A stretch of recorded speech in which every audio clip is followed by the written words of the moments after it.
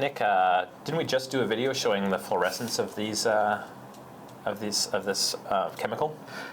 Yeah, we did. And so I was trying to, and great for you for remembering that, Nigel. What I was trying to do there is visualize a artificial soil load. Of course, right now at Starfish, we're doing a bunch of work developing some medical devices, and we want to see how, basically they resist contamination and they can be cleaned. And so we use a solution of standard soils. When I say soils, of course, I'm talking about, soiling a medical device with bodily fluids. And this is a nice simulant of it, sterile and totally safe. It has some media there for growing bacteria. Right. Has mucin, tryptone, and bovine serum albumin. And if you look at that, right, it's it's not very remarkable. It looks very similar to my tepid tea or watery that apple I have juice. here, or watery apple juice.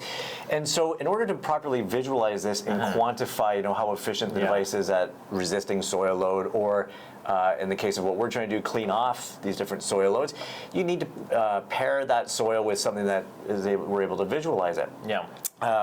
We can use things like dye or fluorescent markers. Right. And one of the things that we use is a technology where we look at chemistry, and the main constituent in here is really protein. Okay. And so we use some very standard assay kits. There's the Bradford-Comassi assay, or the BCA assay, and both of those basically have a chemical in there that binds with a protein, and when it does so, it changes its properties. You excite with a certain wavelength, and when it binds to a protein, it refracts a light at a different wavelength, and it absorbs and emits. There you are. Right. Not a physicist. And then you're able to detect how much protein there is in there, using light. and you use basically a fancy light source and a way to capture that, other than the old Mark I eyeball.